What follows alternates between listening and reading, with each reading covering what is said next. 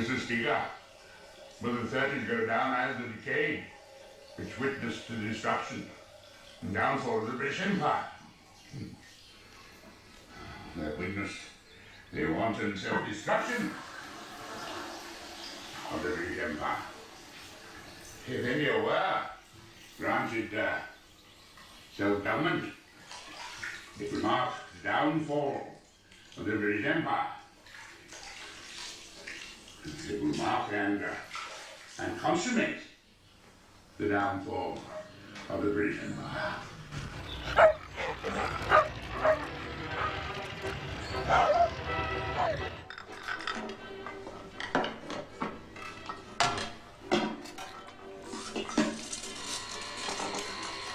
Trenches are wanted. On the way.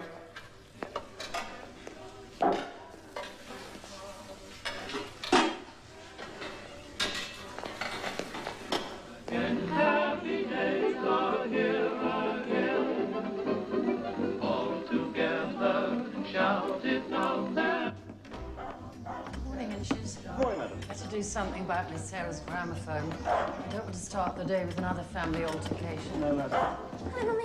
Morning, darling. Injins, kindly tell my daughter to turn off that bloody gramophone. Crashing music all over the house. There you go, sir. She knows I can't stand it. Why does she do it? Leave it to me, sir, will you? Have you been drinking? This time in the morning, sir? Certainly not. And if you have, I hope it's your damn whiskey and not mine. What time is Mrs. P coming? Early afternoon, sir. Early afternoon? Why not this morning? Because you told her not to come till after lunch, sir. Your invention, I did nothing of the sort. You said you were going to town this morning, sir, so she would not be required until after lunch. Well, I've changed my mind. I need to redraft this speech. Get her here now. Yes, sir. Thank you. Mrs. Churchill? Mrs. Lambert. Good morning, madam. Something the matter? What's wrong? It's Mr. Monks, madam. Butcher? Yes, madam. It seems we haven't paid his bill for several weeks, and he says he'd rather not provide us with any more meat until the account's settled.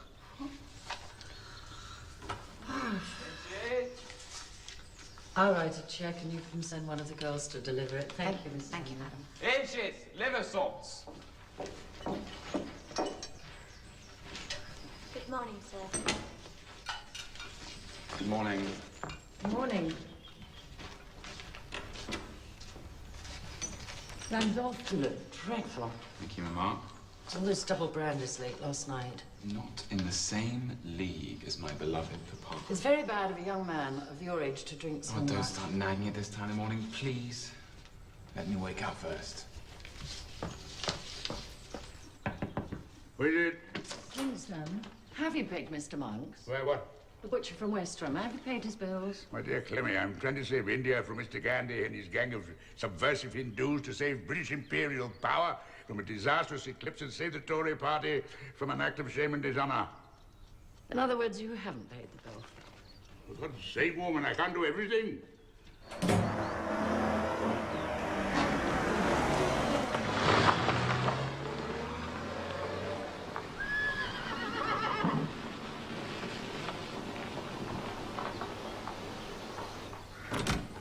Morning, Mrs. P. Good morning, Mary. How's she going? Fine, thank you. Look lovely. I thought he said after lunch. He did. He changed his mind. I do wish he wouldn't do that. I'd arranged to take the girls into Westerham to buy some shoes. Heaven knows when I'll get another opportunity. Mr. Churchill? Ah, Mrs. P at last. Good morning. There's much to do and very little time in which to do it. Inches, please tell Mr. Churchill I've decided to go to town with him. What time will he be leaving? 11:30, madam. On the dot.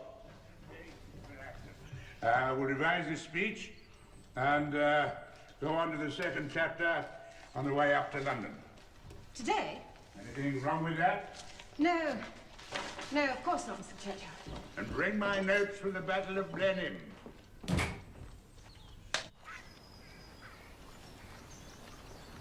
There you are, Clemmy. Did I keep you waiting? Not more than usual. Good morning, Mrs. Morning, Churchill. Jenna. How are you, Mrs. P? Well, I think I'm As fine. happy as a Just clam, aren't you, Mrs. P? Don't you let him boss you about. He's a dreadful boy. Nonsense. Mrs. P adores me.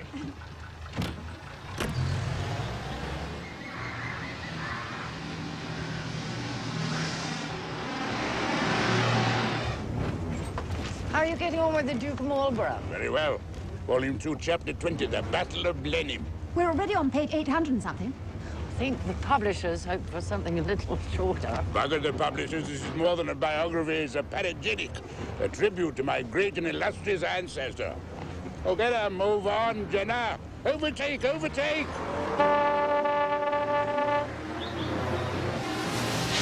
Remember when Randolph and I went off to see the battlefield? Of course. Well, I dreamt about it last night. What's everything? Enemy being routed, Europe saved from those ravaging hordes. There was Marlborough, riding into history. Our eyes met. I think he smiled at me. You shouldn't have had so much cheese. Stilton always gives you nightmares.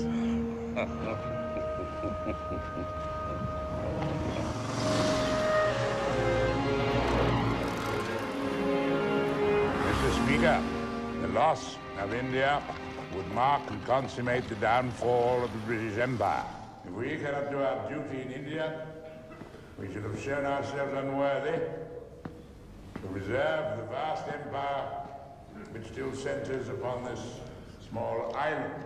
It is alarming and also nauseating to see Mr. Gandhi, a seditious Middle Temple lawyer, now posing as a fakir of a type well known in the East, striding half naked up the steps of the vice-regal palace to parley on equal terms with representative of the King Emperor. Head and Council's Private Members' Bill, second reading.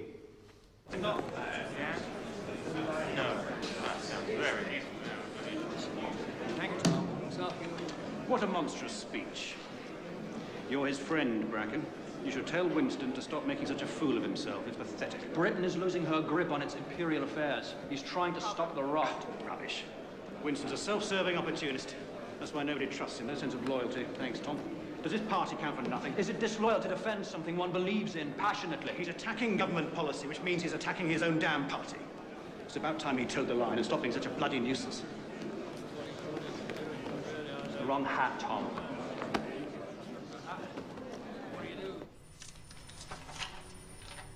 Mr. Woods, this is appalling. You must remember that your husband lost a very substantial sum as a result of the Wall Street crash. We're bankrupt. Not exactly, but I have made it clear to your husband that economies are necessary. What did he say? He promised to cut down to 3 bottles of champagne in the evening.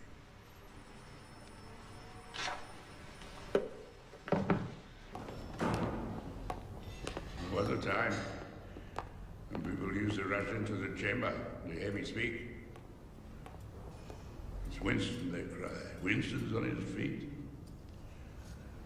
Now they hurry away, as if to avoid an embarrassing accident. You finished, Brendan? Nonsense. A ghost. Witnessing my own demise.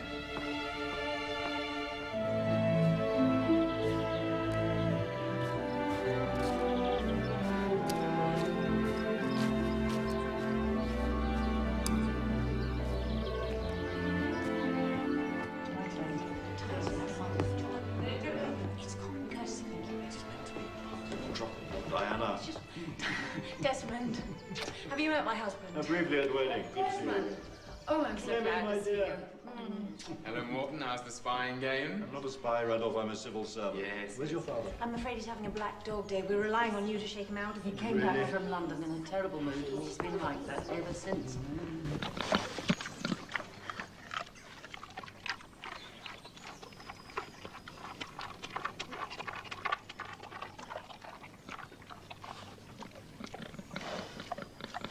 Winston!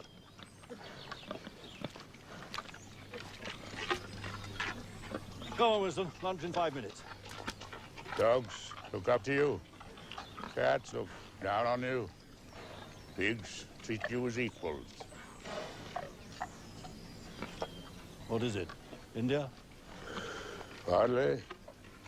Partly at ease. What about him? Full of air, Hitler. Made me think. In 35, I was Home Secretary. 37, First Lord of the Admiralty and 15th Chancellor of the Exchequer, doing pretty well. Not bad. Now look at me. No power, no prospect of power. Look at Hitler. Some bugger all, the head of state in 10 years. Come and have some lunch. Not hungry. Everyone's waiting. Let them wait. Come and have a drink at least. What have you got there? I'll show you indoors. Cheer me up. Not exactly. You may be right about Germany. What do you mean?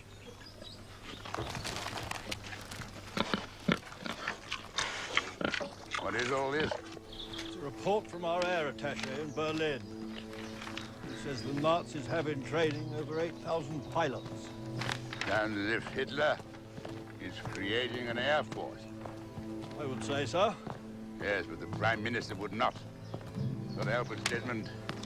England is lost in a pacifist dream. People prefer that to the nightmare of war. Passchendaele and the Somme are all too close for comfort. Yeah. People are dreaming, it means they're asleep. Time they bloody woke up.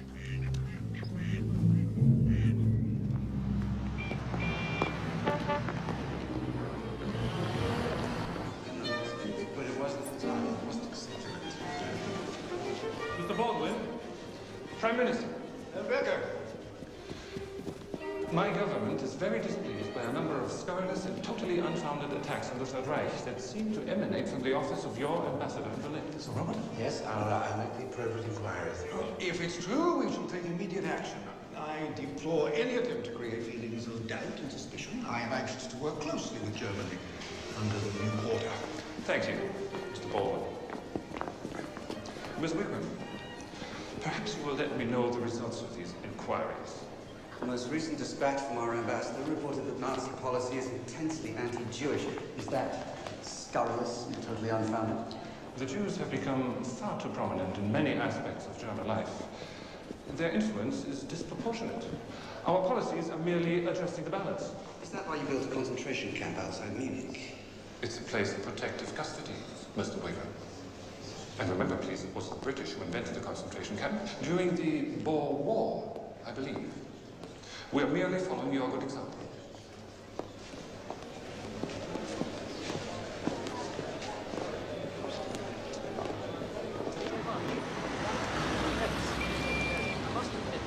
Jolly good what you said in there. Nothing but bully boys, these damn Nazis.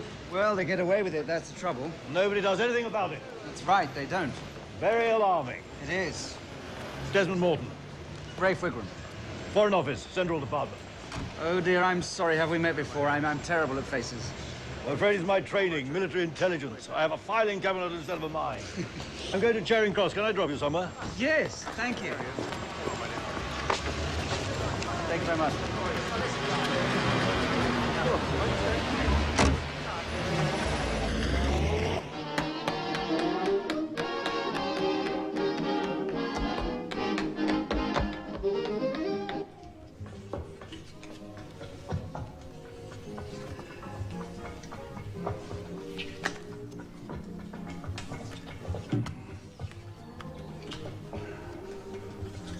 Dish.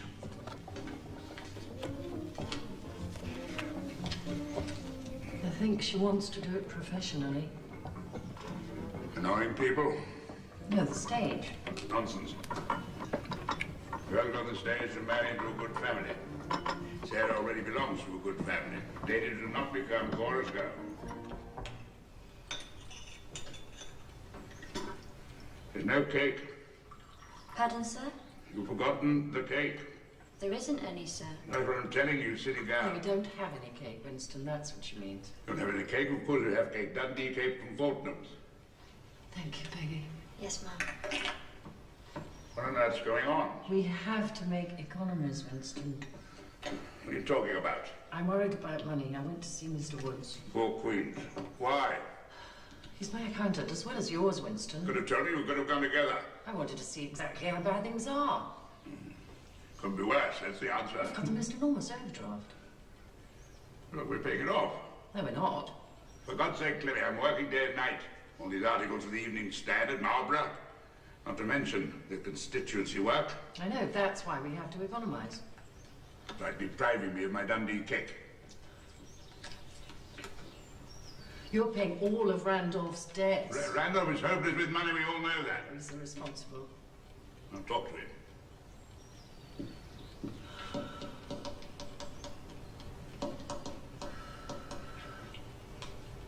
It's your turn. What? Oh, it's not. It is. Come along. You just won the last trick. Bezique, double Bezique. Well, score it. Double Bezique, 500 points. Winston, I know how to score. We'll do it. It's not just Randolph, it's this house, it's Chartwell. That's where all the money goes. All right, we'll make Employ economy. 18 people a year. Surely not. It's ruinously expensive. We should never have bought it. Don't start that again, please. You went behind my back. I did not. You knew I didn't like it, and you deliberately deceived me. That's not true. I never saw such an ugly house.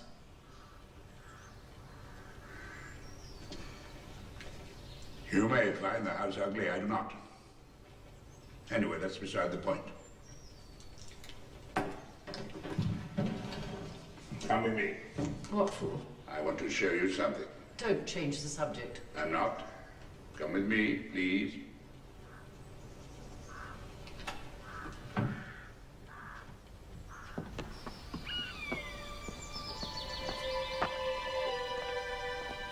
That's why I bought it. Not because the house is beautiful, but because of that. What you can see from the house. England. Look at it, Clemmy. Nowhere in the world could you find a landscape more ravishing than that. And it's ours. To look at and to cherish for the rest of our lives. I would die for it, Clemmy.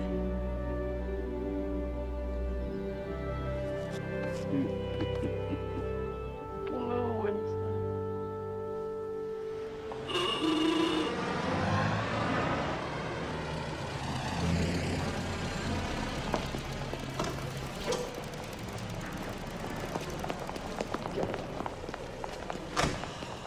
Great. It's rather unwelcome news, I'm afraid. The Cabinet decided to sell aircraft engines to the Germans. I don't believe To it. be precise, 118 Rolls-Royce PV-12 Merlins. God almighty. Designed for civilian use, I'm told, but we both know they can be used for fighter planes. This is total madness. Trade should have no boundaries, as the Chancellor of the Exchequer. If we don't sell the Germans' engines, somebody else will. And I suppose there's some sort of logic in that. What are we doing here, Van? We make recommendations, write briefing notes, nobody listens. Nobody in Downing Street gives a damn. Well, they're not very interested in uncomfortable things like political reality.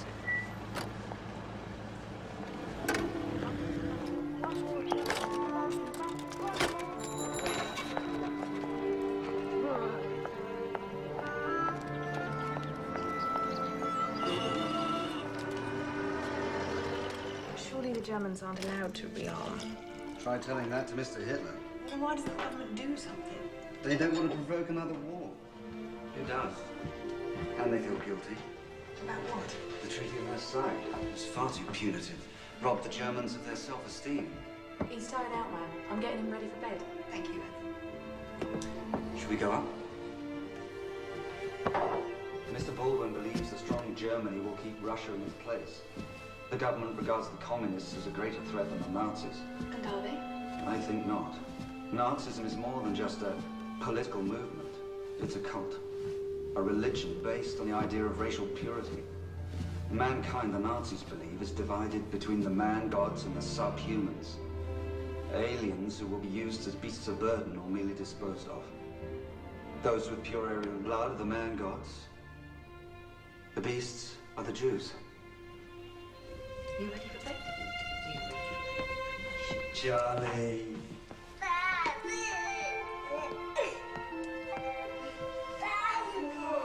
Charlie, my boy. You ready for bed? Yes, you ready for bed?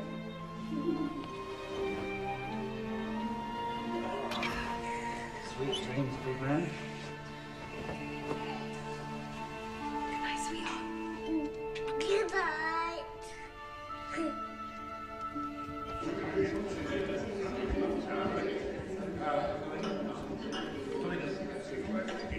What part of Germany are you from, Herr Baron? Bavaria, some 10 miles from Munich. Do you know it? I was there last year with my family. On holiday? No, researching for my book on the Duke of Marlborough. Having a look at the battlefields. How very exciting. One has to visit the actual places, tread the terrain, as it were. We nearly had tea with Hitler. In Munich. At the Ambassador's Hotel. The Regina Hotel. The Ambassador's in Vienna. Please don't interrupt me when I'm trying to interrupt you. Herr Schroeder, have you ever seen Herr Hitler? I've met him. Really? When was this? Quite recently. I was having dinner with friends. Hitler was a principal guest. What's he like? My first impression, insignificance. Utterly insignificant. A grave face, slate gray. Melancholy jet black eyes, like raisins. A figure out of a ghost story. He took on and on endlessly. Out of Parsifal, he said, I shall make a religion. His oily hair fell into his face when he read it. Then, quite suddenly, he left. He bowed to me like a waiter who has just received a fair tip. And he left. Nobody moved. Nobody spoke. We all sat in silence. Rather like this.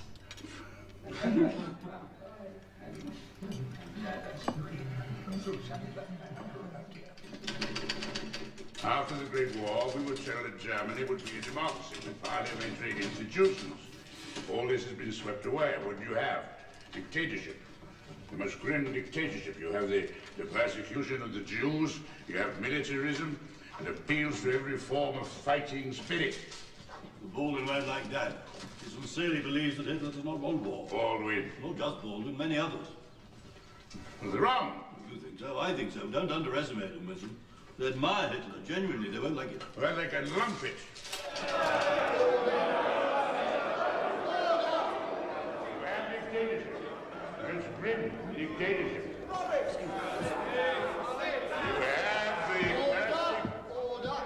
You have the persecution of the Jews.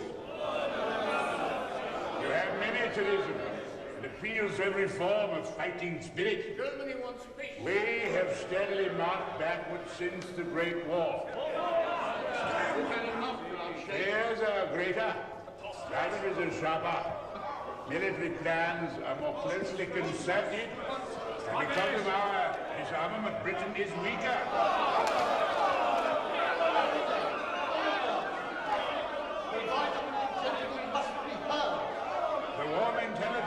The war mentality is springing up again.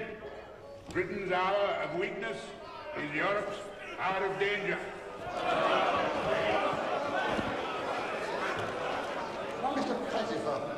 Mr. Speaker, although one is loath to criticize anyone in the evening of his days, nothing can excuse the Right Honourable Member for Epping for having permeated his entire speech with the atmosphere that Germany is arming for war.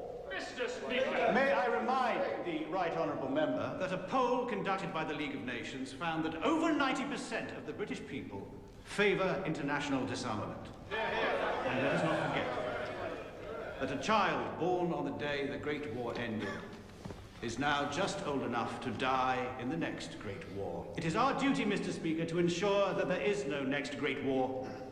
This country wants peace.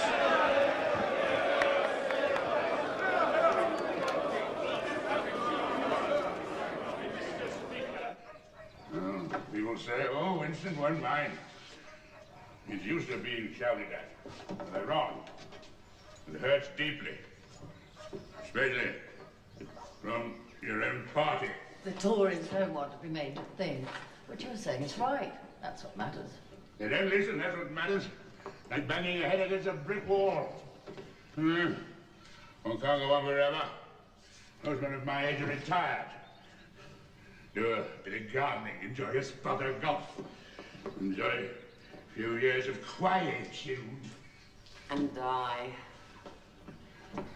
All those dreams of standing shoulder to shoulder with Marlborough and all the other heroes is stupid nonsense. If you give up now, then you'll never know. Give up? Give up what? There's nothing I give up. You're depressed. Black dog's barking. Perhaps he's barking the truth.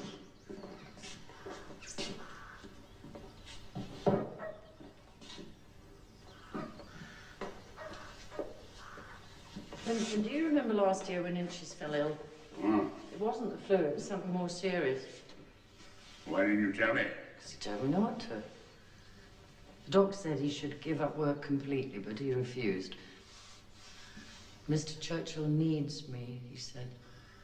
And it's not just Inches, it's Mrs. P, the staff, your constituency workers, me. We're all the same. You have the ability to make people carry on no matter what. You're only trying to cheer me up. Well done. Winston, all these years I've put up with the miseries of political life because I believe in you. And somehow I survived. But to have you here all the time in retirement, bad-tempered, getting in everybody's way, that is something I just could not survive. You're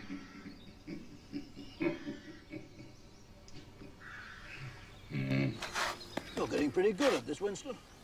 90 bricks an hour. Isn't that right, Harry? Nearer to 60, I should say, sir. Oh, very well, very well. Between 60 and 90. And I become a member of the Amalgamated Union of Building Workers. Fully paid up. Very good. This material you're feeding me about the German Air Force, it's too generalized. Facts and figures, that's what I need. Not easy. That stuff doesn't come in my direction. So how do I get hold of it? To be honest, I don't think you can. Top secret, eyes only, go straight to the Foreign Office. See what you can do. I got thrashed again in the house last week.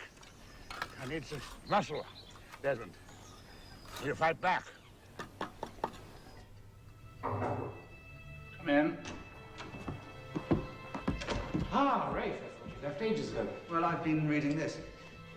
Drink? Yes. It's a report from Berlin. Hitler's cabinet has approved a new law. It means, in effect, the compulsory sterilization of all those suffering from hereditary illnesses which are deemed, and I quote, to affect the health of the nation. Bad. Racial purity. This is just the beginning. Word with the Prime Minister. Much good that'll do. He'll just say it's German domestic policy and has nothing to do with us. Which is true. In all honesty, Rafe, there's very little I can do, if anything.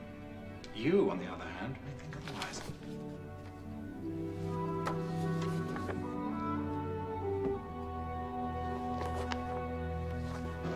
Have you brought any of this to the attention of the government? I've tried. I've sent briefing notes to Mr. Baldwin and all members of the cabinet. Have you had any reaction? Nobody pays any attention. Hitler's war machine's getting more powerful every day, and the British public's being deliberately misinformed. Or at least deliberately kept in the dark. I've made a summary of the figures issued by the government comparing our military strength with that of Germany. On the next page are my own figures, which are much nearer the truth. Germany will soon be strong enough to wage an aggressive war, which is what I believe they intend to do. Your figures are very precise. Much more so than the information I have. Presumably you have access to other reports, other statistics. All of it as precise and detailed as this. Far more detailed. As I say, this is only a summary. I don't see how I can help you. Well, your position... I may be called director of the Industrial Intelligence Center, but don't be fooled. I'm no more than a civil servant. I have no public voice, which is what you need. Yes, it is. In that case, I think you should talk to Winston. Winston? Churchill? Surely he's... Party? I don't trust him. First he joins the Tory party, and then he switches to the Liberals, and now he's back with the Tories again. He has no judgment. Maybe. He has an extraordinary instinct. He knows when something's important and should be pursued. He's wrong about India, of course. He's been wrong about a lot of things. I believe he's right about Germany. I shall be seeing him at the weekend. If you'd like me to take anything down to Chartwell, I shall be happy to do so. That would mean... You're suggesting that I remove secret documents from a government office and show them to someone who has no right to see them. It's a criminal act. But perhaps a necessary one.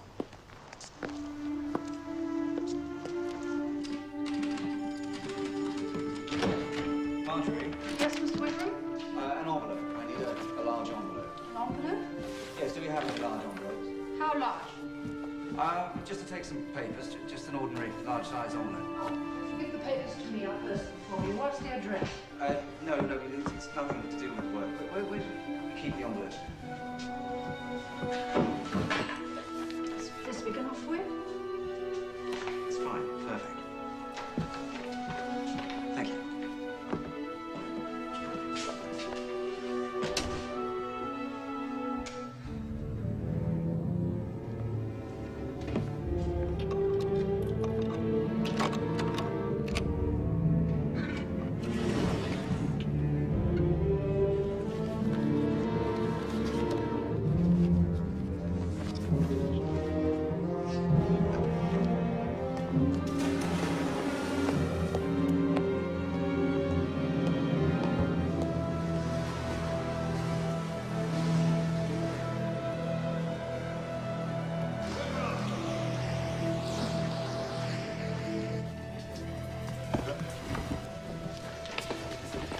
They must be back in the office first thing Monday morning, so I need them back by Sunday evening at the latest. You have my word. If it says don't walk on the grass, I never do. Never used to. Sunday evening, then. Sunday evening.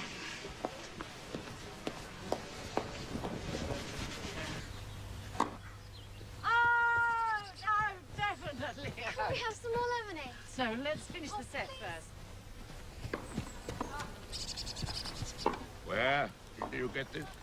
Came in the Foreign Office, Rafe Wigram, to the Central Department. Risky business pinching this. Useful? This'll make the buggers jump.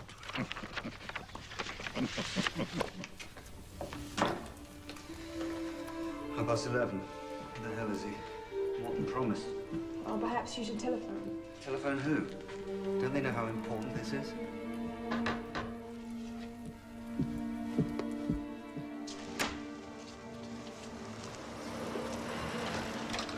Hello? Mr. Wigram? Yes. Brendan Bracken. Just returning that. Sorry I'm late. Car broke down. Bloody nuisance. There's a note in there from Winston. He'd love to have you come down for Sunday lunch. He'll be in touch. Good night. Good night. Mr. Churchill? Mr. Speaker, before I am derided yet again, and before any further insults are hurled at me in the evening of my days, let me give you some facts and figures, some food for thought. Let me describe to you the method of aircraft manufacture in Hitler's Germany. Sit down, Winston. We've heard it all before. This you will not have heard, I can assure you of that. Aeroplanes destined for the Luftwaffe are not manufactured in one place. Throughout Germany, a large number of firms are making seemingly innocent component parts, which are then dispatched to great central factories where they are assembled very rapidly into fighter and bomber aircraft, like a jigsaw puzzle or Meccano game. It's very clever, very effective, and above all, it conceals a true scale of German rearmament. I am reliably informed that the working population of Dessau, a small town near Leipzig, increased last year by 13,000 people. And why was that? What is manufactured in Dessau that requires such an enormous influx of workers? Lager beer? Lederhosen? Sausages? Aircraft. That is why I say we must act decisively, and we must act now, to put our defenses in order. If we do not, history will cast its verdict with those terrible, chilling words, too late. Mr. Ferguson? Right, honourable gentlemen, then before acting.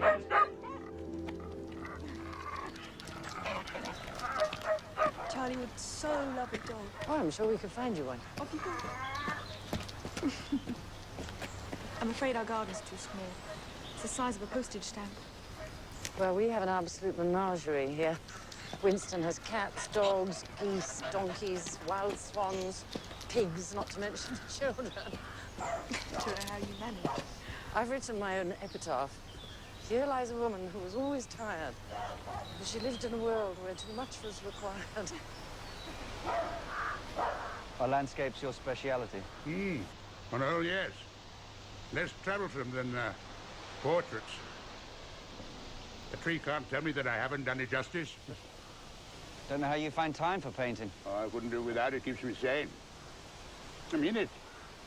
It couldn't exist without paints and brushes. The black dog will get me. Are you a warrior? Yes, I'm afraid I am. Well, then you should definitely take up painting. It's good for the spirit, calms the nerves. What do you worry about? Almost everything, really.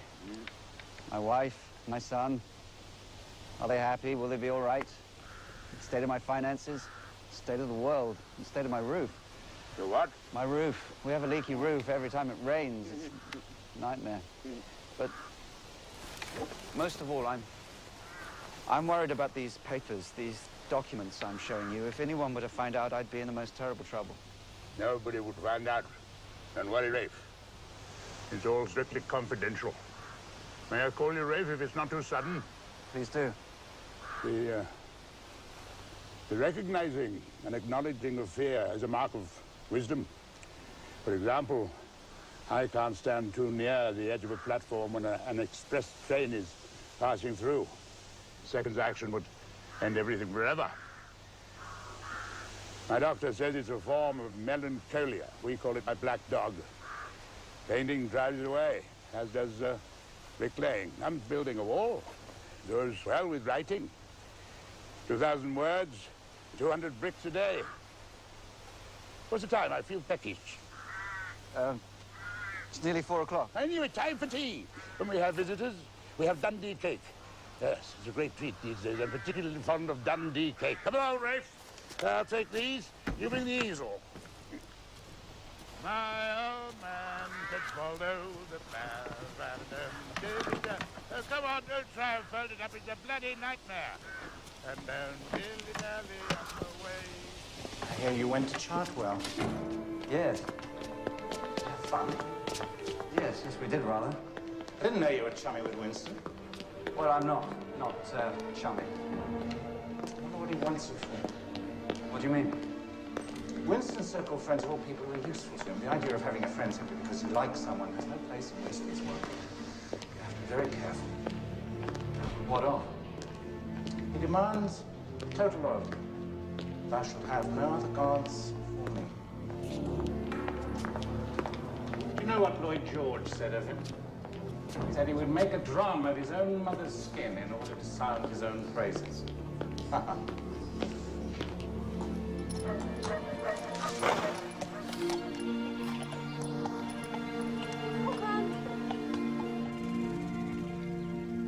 Who's this article for?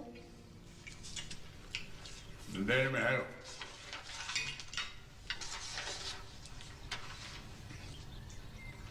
Damn good, the Daily Mail.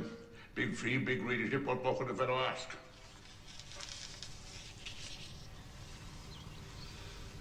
Walter Guinness telephoned this morning. How is he? He's very well. He's asked me to go on a cruise. Cruise. Very nice. More of an expedition, really. Fine. You'll enjoy a little rest. Where's Where's Walter? Planning to go? South of France? Komodo. Komodo? What the hell's that? Just below the Philippines, near Bali. Philippines, that's halfway around the bloody world.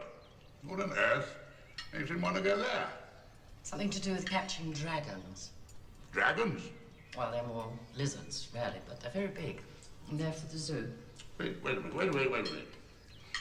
Walter Guinness is seriously suggesting going halfway down the world searching for some damn lizard. Is that right? Oh, yes. Must be mad. What's the point of it? Well, it would be a great adventure. You'd be away weeks, months. About 4 months. What is going on this trip? Evelyn, of course. 2 of their cousins. A man called Terence Phillip. Who's he? Art dealer. We met him at one of Walter's dinner parties. Clemmy, you have 4 children who require your love and support, not to mention a husband who has to work 20 hours a day to keep this household afloat. And you think it's all right, do you, to leave us to go off chasing lizards with Walter Guinness? What am I supposed to say to that? Well, don't you think it just might be construed as just a little selfish? Well, don't you? Huh? Winston, do not accuse me of being selfish. Do not dare! I've spent the last 26 years of my life trying to please you, and I've done everything, and I mean everything. I put your happiness before the children's happiness, before my happiness. I've ever met. So, don't accuse me of being selfish, Winston. Don't you dare! Sorry, sir. I thought somebody...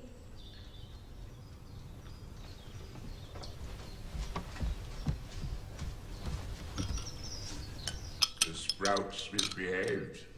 Yes, sir.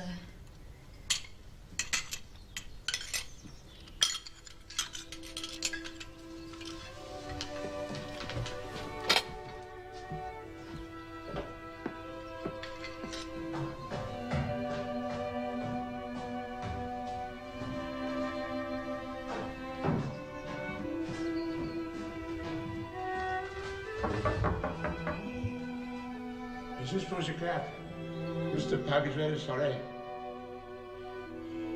Pussycat, do let me in. Mr. Pug is very lonely out here. Mrs. Pussycat, please.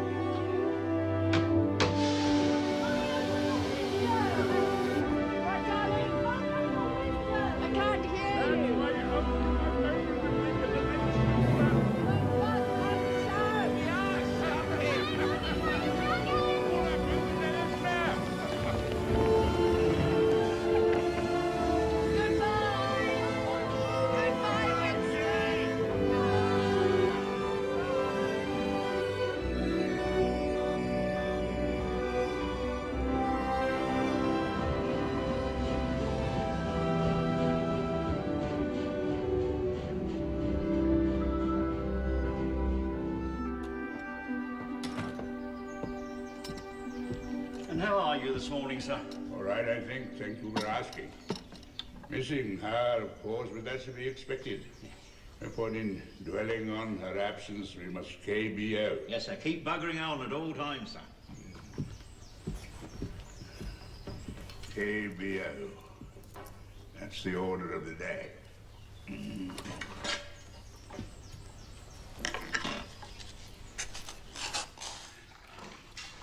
We are entering a period of danger and of anxiety. Come up. Service. Stop and see. Exactly. No. Stop that. Stop that. Bugger. Thank you kindly. We're entering upon a period of danger and of anxiety. You're repeating yourself? All right. Don't make your heart noise. And how do we stand in this long period of danger? Pause for emphasis. Look of doom and foreboding. There is no doubt that the Germans are superior to us in the air at the present time. And it is my belief that by the end of the year, they will possibly be 3 or even 4 times our strength.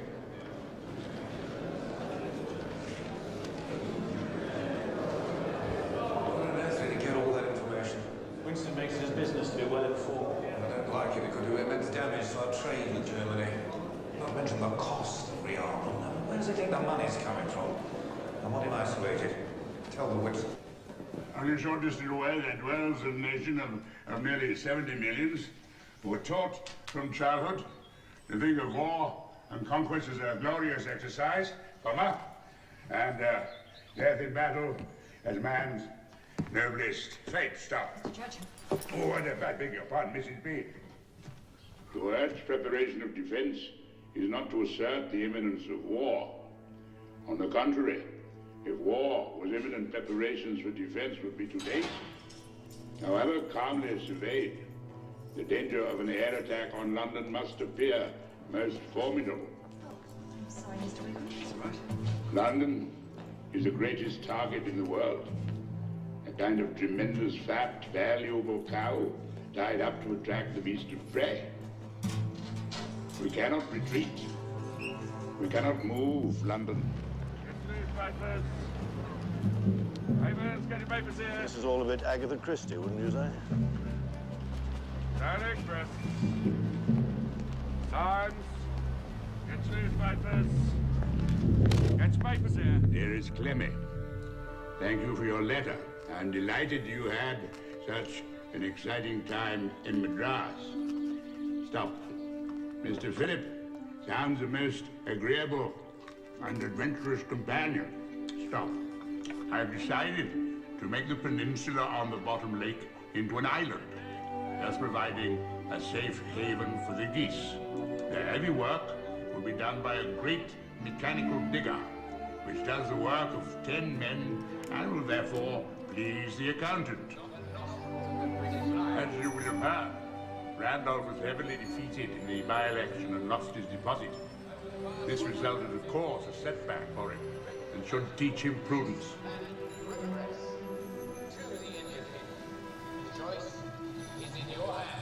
If I achieve anything, they'll say it's because of you. Rubbish. When I fail, they say, oh, what a tragedy for the old man. For God's sake, Randolph. I'm not a child, Papa. I'm 23. I want to make a life of my own. All right, do what you like. Make a fool of yourself. I don't give a damn. Go to hell, Papa.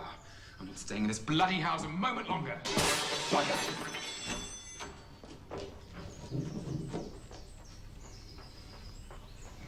Sprouts again, sir.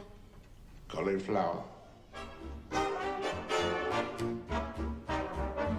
Keep young and beautiful. It's your duty to be beautiful. Mary and I went to see the show that Sarah has got herself involved in. Didn't care for it at all. And a patch on Gilbert and Sullivan. Keep young and beautiful. It's your duty to be beautiful. Keep young and beautiful if you want to be loved. With this wretched man she keeps talking about, Vic Oliver, the so-called star of the show. If you want to be loved. If your wise exercise all the fat off, take it off the here, off there. When you're seen anywhere with your hat off, have a Marcel waving your hand. Can't imagine what she sees in him. Common as dirt. Diana, I know, has written to you about her intended divorce. A sad business, but probably all for the best. I dealt with the situation very clumsily, I'm afraid. I wish profoundly that you'd been there to offer comfort and advice. Steady team, in, Richard! The accountant has been sadly disappointed. Downpours of rain occurred. The mechanical digger sank into the mud and finally wallowed himself into an awful pit. No good! Hopeless! 98 degrees, sir. Very good, she's full steer ahead. Yes, sir. Very good, sir.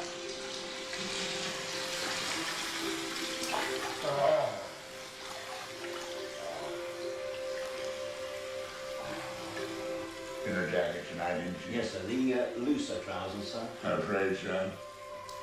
Around 6. Very good.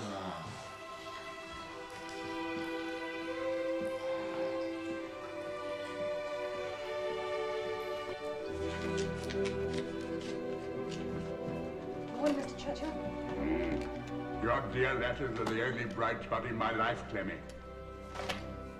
I fill my days writing inflammatory articles about Germany, and thus incurring the wrath of Stanley Baldwin, which pleases me no end. Evening Standard. Have you seen it? Well, yes. Yes, I don't seem to have had much luck as far as Winston is concerned. He's more voluble than ever. Germany is his new hobby horse. He won't let go of it. Well, you've got to make him. What? 10:30? Yes, yes, I will not allow him to interfere with government policy, nor indeed with the smooth running of the party machine. I'll do what I can. I'll have a word with someone in his constituency. Yes, of course. A word about what exactly? Well, there must be a large amount of local party members who are dismayed, not to say alarmed, by Winston's behavior. Encourage them to speak up. Tell them to make him aware of their displeasure. Say he's erratic, totally unreliable.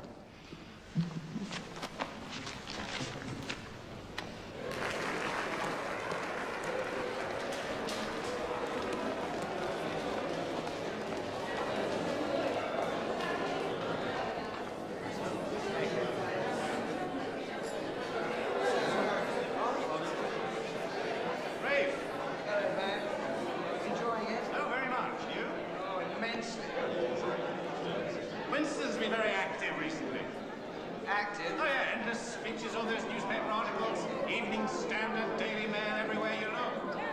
Created a lot of anxiety. Yes, I'm sure. Not surprising, really. No. His information is remarkably detailed. People are starting to wonder where it comes from. Of course, a lot of it comes from your department. Yes, it could, I know. Winston started to make some real impact. Slowly but surely, attitudes are changing. It would be unfortunate if something were to go wrong. Wrong? Yes, one has to be very careful.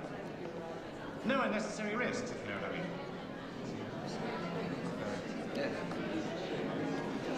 Here we are. No, there you are, my darling.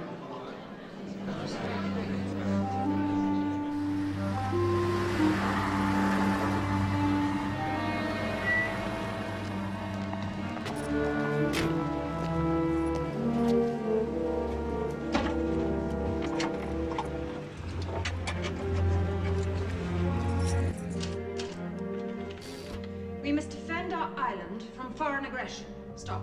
Clear. We should repudiate all defeatism and pessimism. Stop. Backer.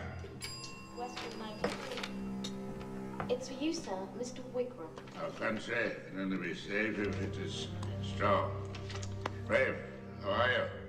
Winston, I can't go on with this.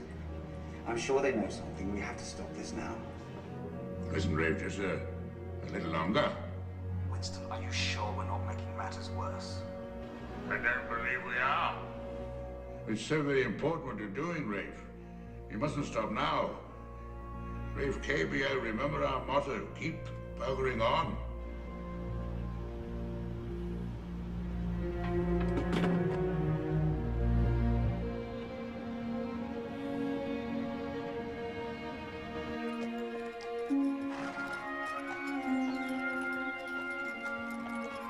Life is drab without you, Clemmy. If it weren't for Mary, I'd be utterly miserable. Now, I just want to show you the scale, the distance. There's the south of England where we live, and there is Austria, where you went last Christmas with Mommy. Yes, and you remember how far away that was? Now, I'm going to show you where Mommy is now. Let her go! Your desert island picnic with Mr. Philip sounds idyllic. I wish I could have been there with you. The Suez Canal. It is over 11 weeks since you left Chartwell. And I'm counting the seconds until you return. Come on down, where the dragons are. It really is lonely. That is it. Paragraph. Diane has gone back to her husband, comma, but I fear the marriage will not last. Stop.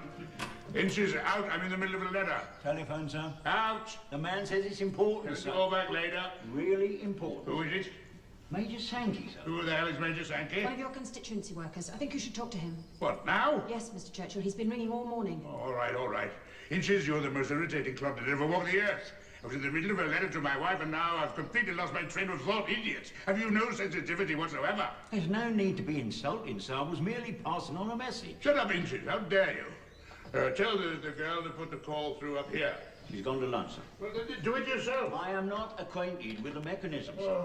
Oh, mighty bloody hell. You're very rude to me, Inches. You're very rude to me, sir. Yes, but I'm a great man. You're a stupid old bugger. Mr. Churchill's in trouble. How do you mean? Mr. Baldwin or someone high up is trying to get him pushed out. Of what? The Conservative Party. Don't be daft, girl. They wouldn't do a thing like that. They don't like all his speeches about Germany. They want to shut him up. Well, can they do that, Mrs. B? Just kick him out? They could, I suppose. Yes. Organise a vote of no confidence, something like that. They'd never get over it. I know. I tell you this, Mrs. B, if they do kick him out, I shall never vote Tory again. Never. Not even Liberal. Buggers! It is absolutely the worst thing of my whole bloody life. I'm surrounded by enemies. They call me a warmonger because I speak the blunt truth. Baldwin is behind all this. Stanley bloody Baldwin. No better than an epileptic corpse. Who is in charge of the clattering train?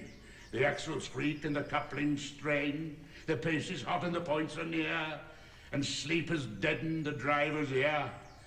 And the signals flash through the night in vain. For death is in charge of the clattering train.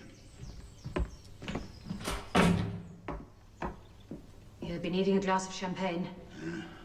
Possibly, too. Charlie, Mummy's nearly finished and I promise we'll go out to the park. There's someone to see you, Aunt. Oh, who? Mr. Pettifer? Pettifer? To see me? We'll go in a minute, darling.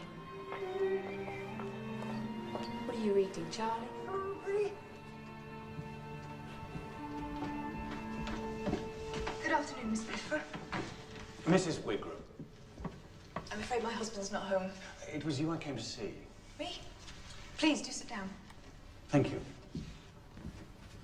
I need your help in a rather delicate and confidential matter. The Prime Minister feels it would be advantageous if your husband did not see quite so much of Mr. Churchill. What do you mean? It's perhaps not wise. Not good for him. Wise for who? Your husband. Well, then shouldn't you be telling this to my husband? I'm quite sure he takes note of what you say. What my husband does is his own business. I wouldn't dream of trying to interfere. No, no, of course not. But do remember, your husband is the head of an important part of the Foreign Office. It's not a good idea for him to tell Mr. Churchill what's going on. Why? If indeed he has been. Please, Mrs. Wigram, don't let's argue about this. Please, Mr. Pettifer, don't treat me like a child.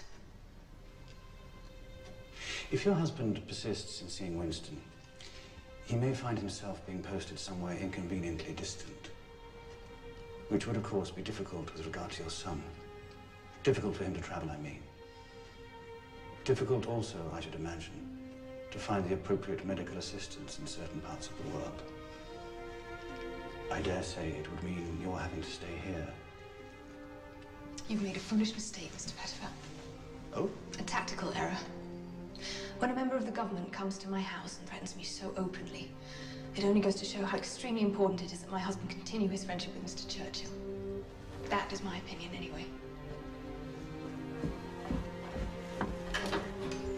Please give my regards to your husband. Do tell him what I said. I think I'd prefer not to. Good afternoon, Mrs. Wigram.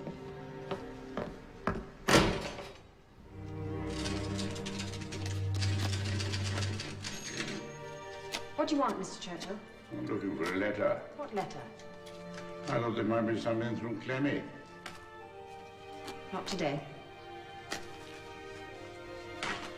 It's not easy to post letters in that part of the world.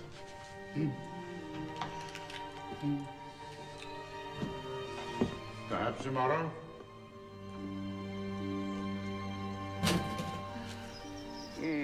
Does the name Terence Phillip mean anything to you?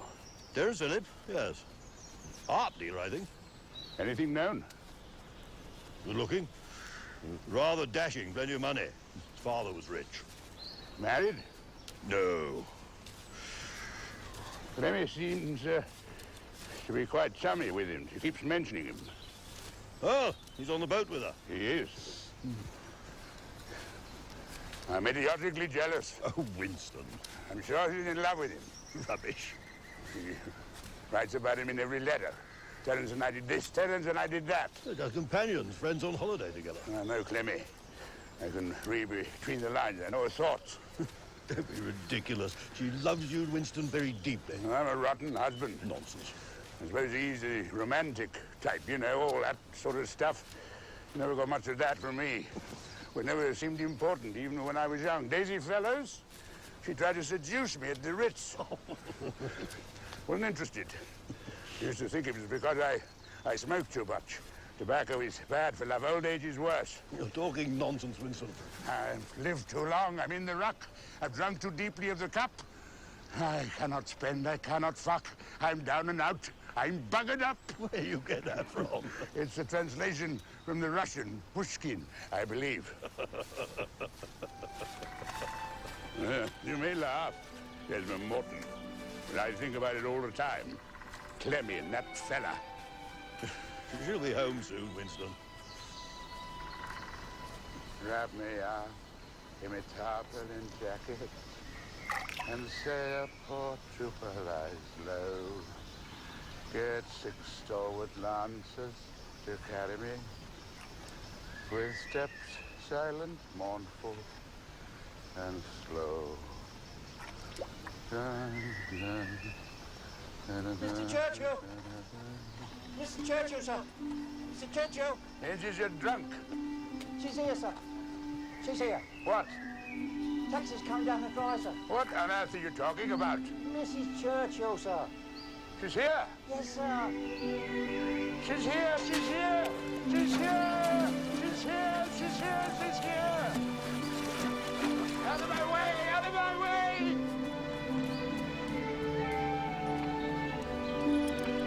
It's your fella? Oh, lovely. Thanks so much.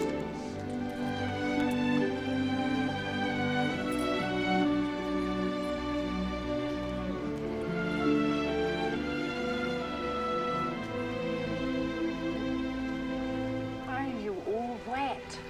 I thought I'd never see you again.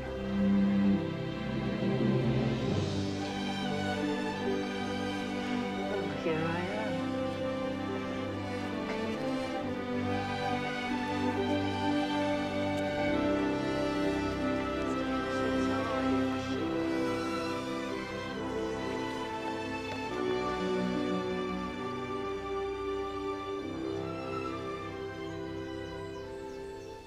So you had a good time?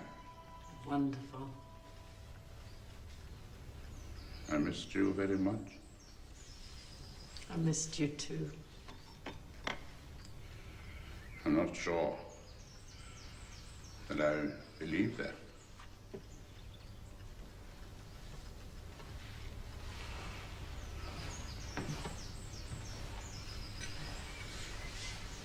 You seem to have seen a lot of Mr. Terence Phillip. Yes, You like him? it's good fun. Good fun. It's very interesting. I hear he's much in demand. All the hostesses in London want him at their dinner table. Oh, yes. I'm sure they do.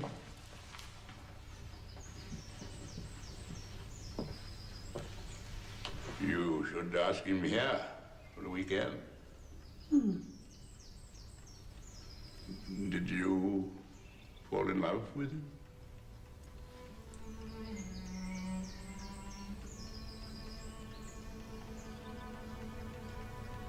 You made me like him.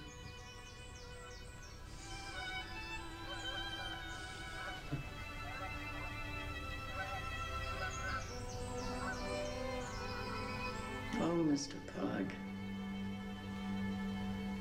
Your new island looks lovely. At Versailles, it was laid down, and at Locarno it was confirmed that Germany was forbidden to take any armed forces into the Rhineland zone. And for 18 years, the fortresses of Frankfurt, Koblenz, and the other garrison cities on the Rhine have been empty.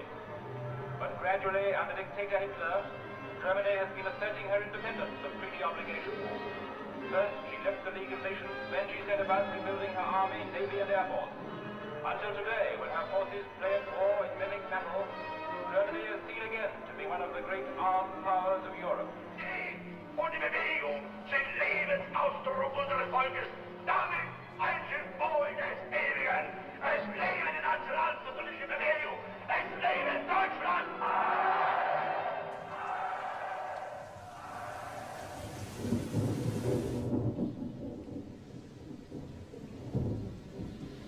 We're powerless. Hitler's preparing to tear the world apart. And we can do nothing. Of course we can, and we shall. I should never have shown you those papers. What do you mean? Well, perhaps the Prime Minister's right.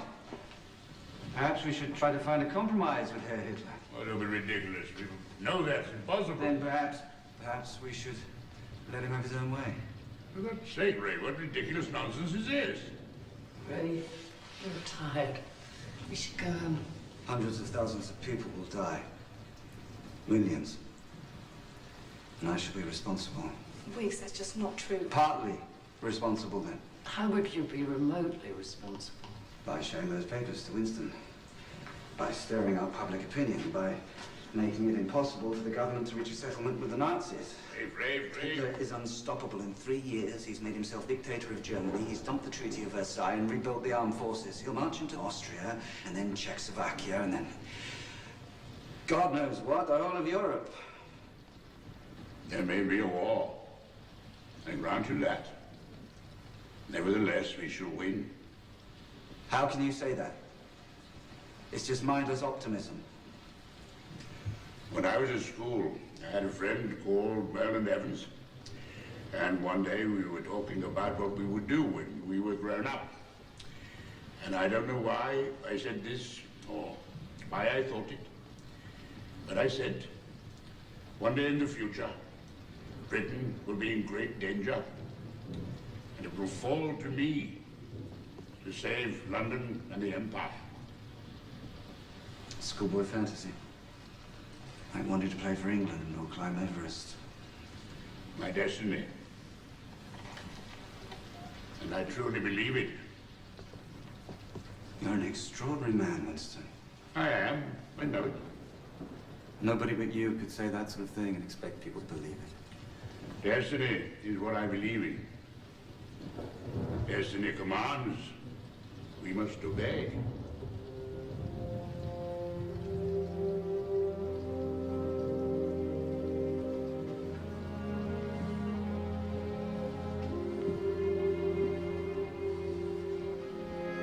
It's a very jolly lunch, I'm afraid. Look after yourself, Mama. Take care of Rafe. He needs you so much. I will. Thank you, Lily. Bye.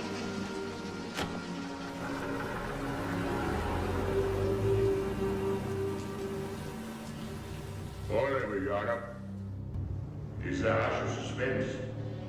In many lands, it is the hush of fear.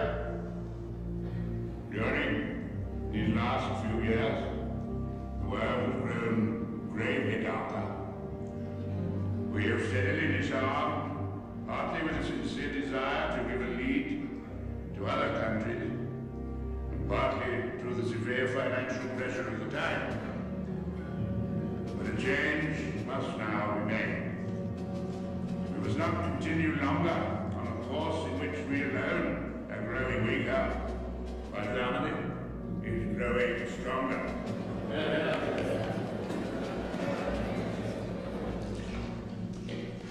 Prime Minister.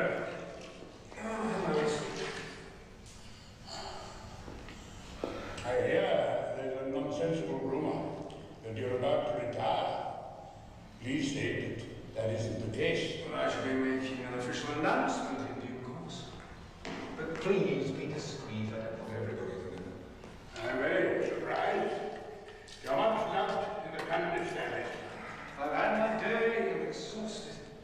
There's some days that I'm so tired I can't even tear the pages of a book. We've had our differences, profound differences. But I've always admired your great political skills. Winston, let me tell you something. To my mind, war is the greatest folly that can afflict mankind. Absolutely, no question about it. Please don't interrupt. Now, maybe you're wrong about it. Perhaps this war is inevitable, but I believe that I am also right. I have done everything in my power to preserve peace, and I would do exactly the same all over again. Bloodshed, sorrow, irreparable loss. That's what I've been hoping to prevent. But, as I say, you may well be right.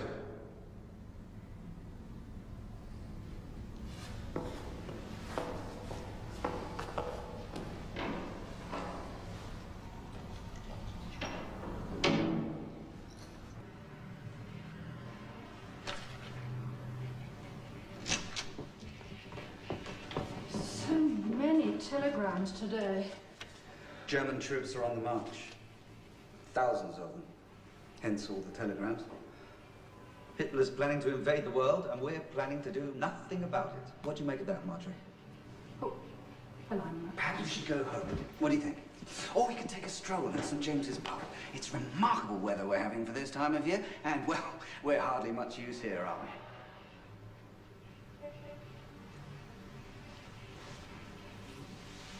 Sorry, Marjorie. It's a poor joke. Thank you. Thank you for these.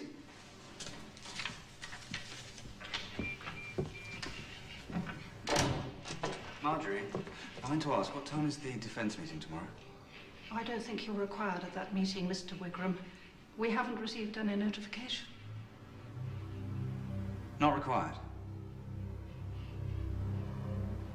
Fine. It's funny how word gets around.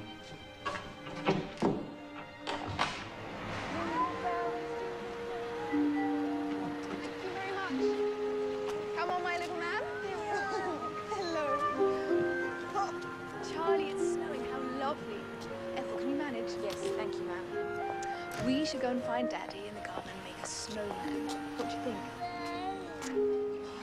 Oh, silly Mummy. Silly Mummy. We wish you a Merry Christmas. We wish you a Merry Christmas and a Happy New Year. Shall I take you?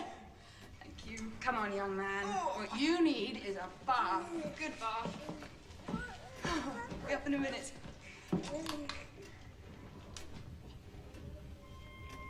Brave? What's wrong? Nothing. Drink? Please.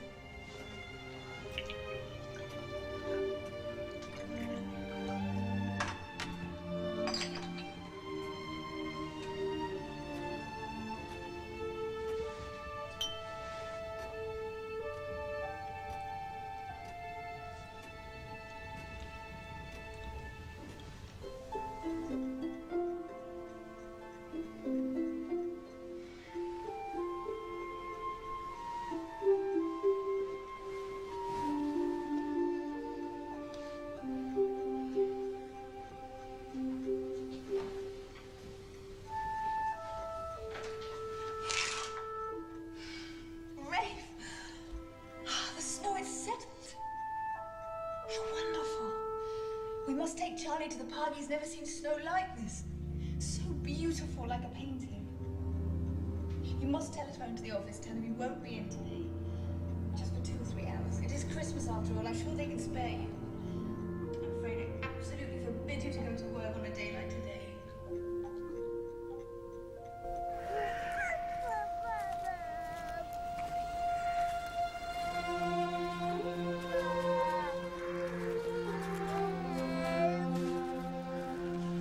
Word turnout from Whitehall.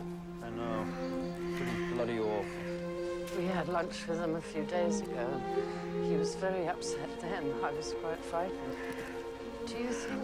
It says pulmonary hemorrhage on the death certificate. I think we should leave it in there.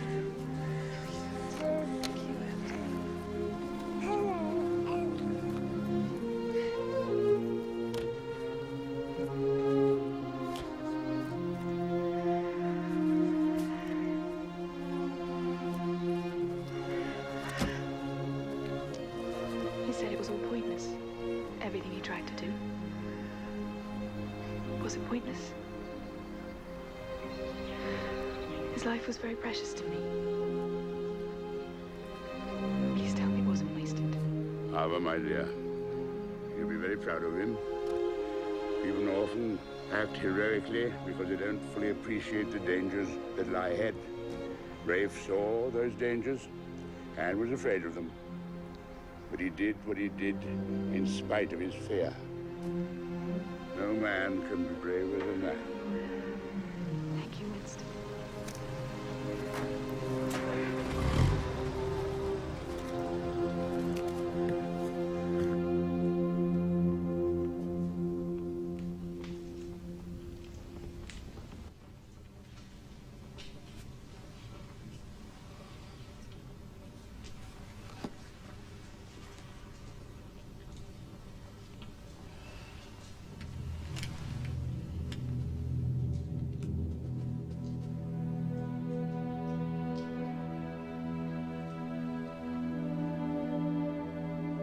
What is it? Any invading force would march across our little bit of England on their way to London. I wonder how long we've got.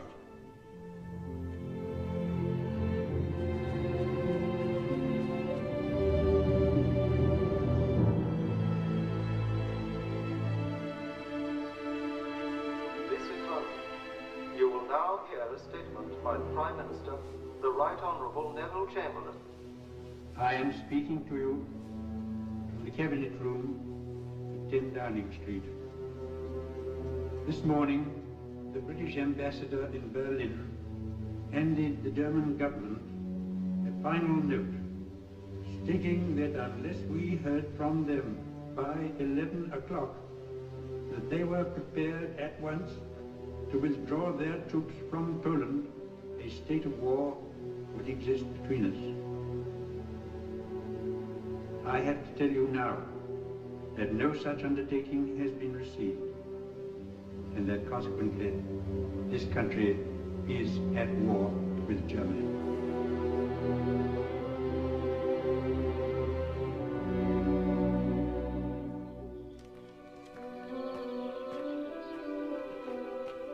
Mr. Churchill! Mr. Churchill!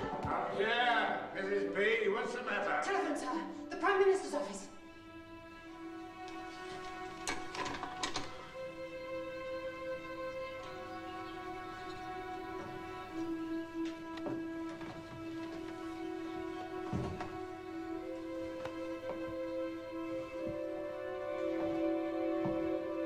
First Lord of the Admiralty back in power! Jolly good service. I've been made a member of the War Cabinet. Mrs. Churchill and I must now make our home in London. Needless to say, we shall return to Chartwell whenever possible. Every one of you will be looked after, either retained here or found good jobs elsewhere. Mr. Inches has all the details. There may be difficult and painful times ahead. But now that I'm in charge of the Navy, Mr. Hitler and his Nazi thugs had better look out. We've got to teach them a lesson they'll never forget.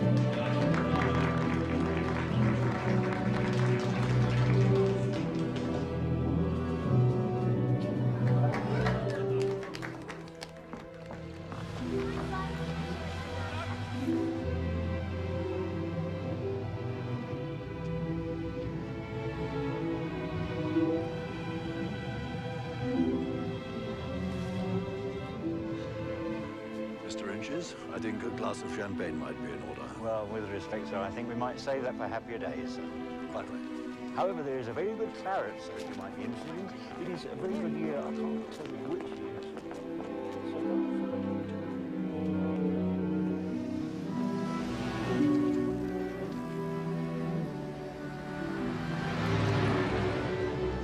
Not to the House of Commons, Senate, the Admiralty. For the Navy to run.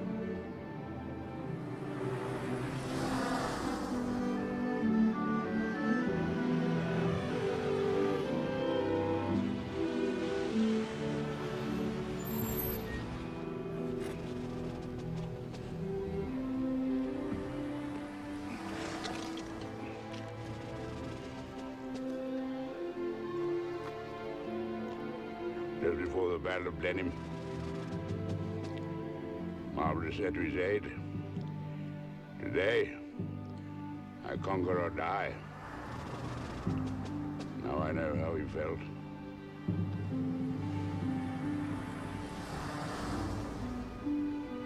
Thank you. For what? For being rash enough to marry me. Foolish enough to stay with me. And loving me in a way I thought I'd never be loved.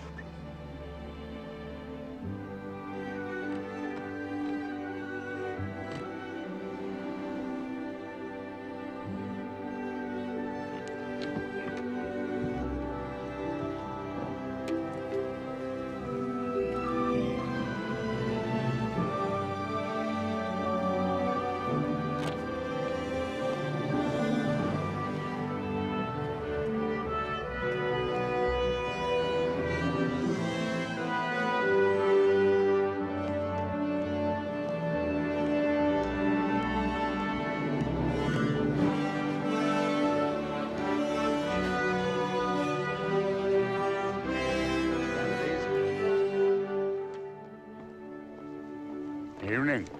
Good evening, sir. And the new First Law? Yes, sir, we know that. How do you know? A signal was sent to the fleet this afternoon. What signal? Winston is back, sir. Winston is back.